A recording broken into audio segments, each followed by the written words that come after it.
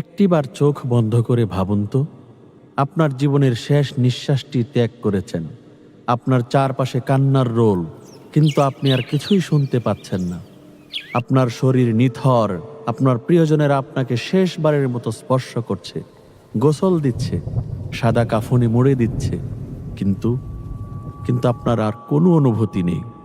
আপনাকে বহন করে নিয়ে যাওয়া হচ্ছে সেই চূড়ান্ত গন্তব্যের দিকে, একটি অন্ধকার সংকীর্ণ গর্তে।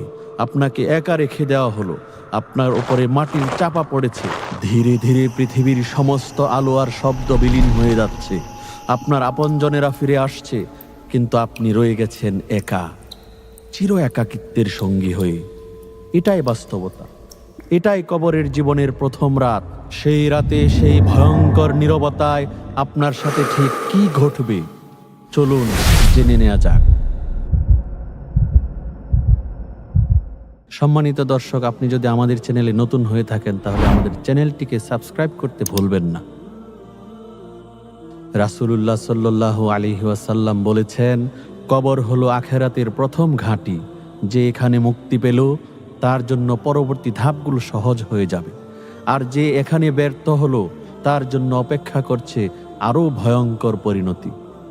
কবরে রাখার পর প্রথম যে অভিজ্ঞতার সম্মুখীন হতে হবে তা হলো দম্মাতুল কবর বা কবরের চাপ। এই চাপ এতটাই ভয়ঙ্কর হবে যে তা পাজরের হাড়গুলোকে একে অপরের মধ্যে ঢুকিয়ে দেবে। হাদিসে এসেছে, এই চাপ থেকে কেউই রেহাই পাবে না। তবে একজন মুমিনের জন্য এই চাপটি হবে দীর্ঘ সময় পর ফিরে আসা মায়ের স্নেহময় আলিঙ্গনের মতো, আর একজন পাপীর জন্য এটি হবে এক যন্ত্রণাদায়ক নিষ্পেষণ। এরপর শুরু হবে সেই অন্তহীন একাকিত্ব। আপনার সম্পদ, আপনার পরিবার, আপনার ক্ষমতা, কোনো কিছুই আর আপনার সাথে থাকবে না। রাসূলুল্লাহ সাল্লাল্লাহু আলাইহি ওয়াসাল্লাম বলেছেন, তিনটি জিনিস মৃতের সাথে কবর পর্যন্ত যায়: তার পরিবার, তার সম্পদ এবং তার আমল। দুটি ফিরে আসে, পরিবার ও সম্পদ, আর একটি মাত্র জিনিস তার সাথে থেকে যায়, সেটি হচ্ছে তার আমল। সেই শুনশান নীরবতার মাঝে হঠাৎ করে দুইজন ভয়ঙ্কর আকৃতির ফেরেশতা আপনার সামনে এসে বসবেন। তাদের নাম হবে মুনকার এবং নাকির। হাদিসে তাদের বর্ণনা এসেছে, কালো চেহারা, নীল চোখ, বজ্রের মতো কণ্ঠস্বর। তারা আপনাকে বসিয়ে দেবেন এবং শুরু হবে আপনার জীবনের চূড়ান্ত পরীক্ষা। পরীক্ষায় প্রশ্ন, মাত্র 3টি প্রশ্ন, কিন্তু এর উত্তরের উপরেই নির্ভর করবে আপনার অনন্তকালের ভাগ্য। প্রথম প্রশ্ন, দুনিয়াতে যে ব্যক্তি আল্লাহকে তার রব হিসাবে মেনেছে, তার আদেশ নিষেধ অনুসরণ করেছে, সেই ব্যক্তি আত্মবিশ্বাসের সাথে উত্তর দেবে, রব্বি আল্লাহ, আমার রব আল্লাহ।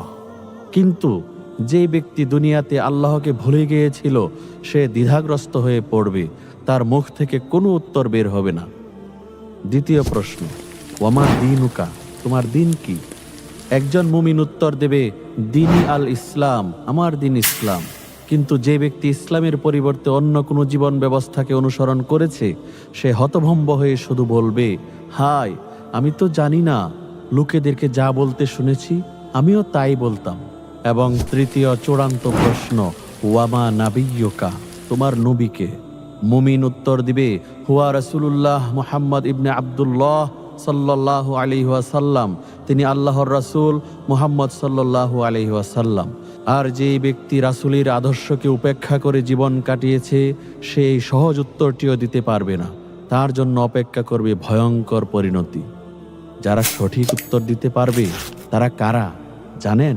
তারা হলো সেই সব ভাগ্যবান আত্মা যাদেরকে আল্লাহ দুনিয়া এবং আখিরাতে একটি মজবুত এবং প্রতিষ্ঠিত কথা অর্থাৎ ইমানের উপর অবিচল রাখেন।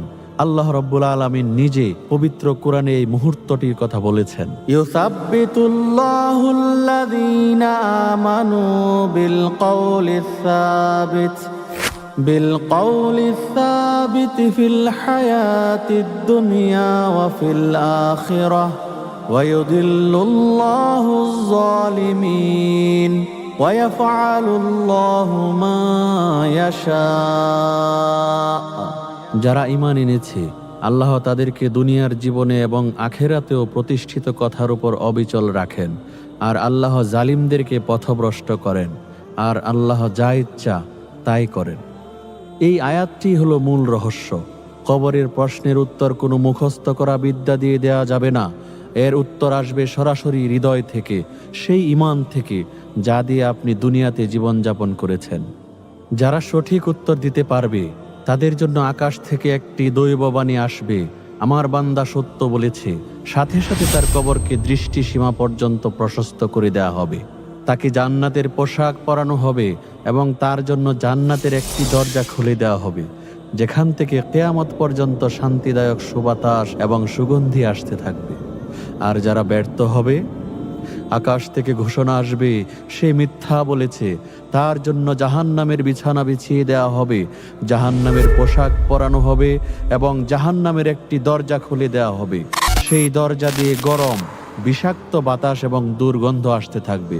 তার কবরকে এতটাই সংকুচিত করে দেওয়া হবে যে তার পাঁজরের হাড়গুলো একে অপরের মধ্যে ঢুকে যাবে এবং কিয়ামত পর্যন্ত সেই ভয়ঙ্কর আযাব ভোগ করতে থাকবে।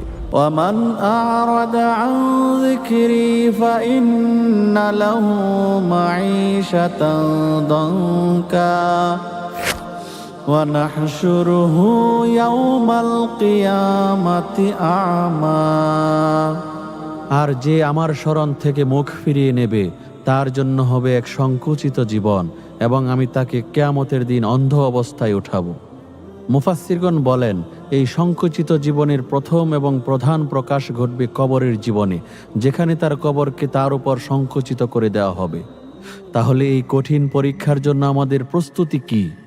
প্রস্তুতি হলো ঈমানের উপর অটল থাকা, শিরক থেকে বেঁচে থাকা, সালাত প্রতিষ্ঠা করা এবং প্রতিনিয়ত আল্লাহর কাছে কবরের এই ভয়ঙ্কর আযাব থেকে আশ্রয় চাওয়া। আল্লাহুম্মা ইন্নী আউযু বিকা মিন আযাবিল কবর, আল্লাহুম্মা ইন্নী আউযু বিকা মিন আযাবিল কবর, আল্লাহুম্মা ইন্নী আউযু বিকা মিন আযাবিল কবর। কবরের জীবনের এই বর্ণনা আমাদের হৃদয়কে শঙ্কিত করে তোলে, আর এটাই স্বাভাবিক। কিন্তু এই ভয়ই আমাদেরকে আল্লাহর দিকে ফিরে যেতে সাহায্য করে। যদিও কবরের জীবন ভয়ঙ্কর, আল্লাহর রহমত তার চেয়ে অনেক বেশি বিশাল। আসুন আমরা আমাদের জীবনকে এমনভাবে সাজাই যেন আমাদের কবর আমাদের জন্য কোনো কারাগার নয়, বরং জান্নাতের একটি বাগান হয়। আল্লাহ রব্বুল আলামিন আমাকে এবং আপনাদেরকে কবরের সেই ভয়ঙ্কর আযাব থেকে রক্ষা করুন, আমিন। আমাদেরকে কমেন্টে জানান, কবরের এই কঠিন পরীক্ষার কথা জানার পর কোন আমলটিকে আপনি আজ থেকেই আরও বেশি গুরুত্বের সাথে পালন করার নিয়ত করেছেন।